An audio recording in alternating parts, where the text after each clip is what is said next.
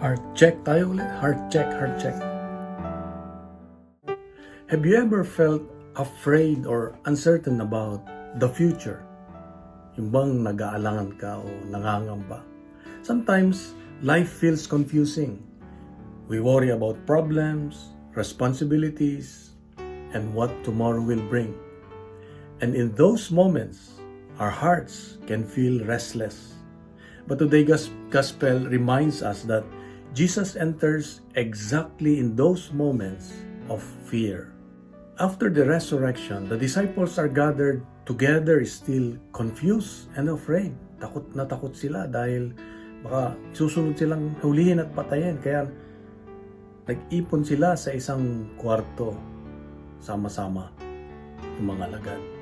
And suddenly, Jesus Christ stands in their midst and says, "Peace be with you." Kapayapaan ang sumasa inyo. At first, they are frightened, thinking they are seeing a ghost. But Jesus reassures them. He shows them His hands, feet, and even eats with them to prove that He is truly alive. Then He opens their minds to understand the scriptures and reminds them that His suffering and resurrection were part of God's saving plan. Finally, He gives them a mission to proclaim repentance and forgiveness to all nations. Ganito rin minsan sa buhay natin.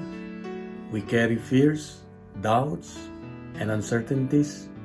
And sometimes we feel unworthy or unsure about our faith. But the first words of the risen Jesus are always the same. Ano yun? Peace be with you. Peace be with you. Sumasa inyo ang kapayapaan.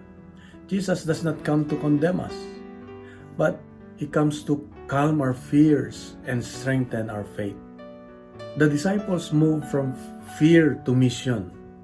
First, Jesus gave them peace. Then He gave them understanding. And finally, He sent them out to share the good news. Pag naranasan natin ang kapayapaan na at pangunawa, then tayo sinusugo ng Diyos na ibahagi ang mabuting balita. This reminds us that encountering the risen Christ is never only personal, but binabahagi natin. Once we experience His peace, we are called to share His hope with others. Baka may mga tao na ganun din ang nararamdaman, kaya kung ibinabahagi natin ang ating karanasan, then magkakaroon sila ng pag-asa. And so today, Jesus stands in the middle of our lives and says the same words, "Peace be with you."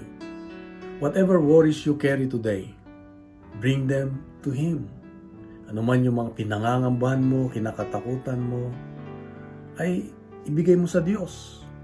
Allow His presence to calm your heart. And when you experience His peace, share that peace with the people around you. And let us pray. Lord Jesus, You know my fears and worries. Fill my heart with Your peace. Open my mind to understand Your word. And help me share Your love with others. Amen. Father, Son, and Holy Spirit. Amen. May I ask that please share this gospel reflection also to your community, to your friends, to your relatives. Let's fill social media with good news, not bad news. God bless and God is good.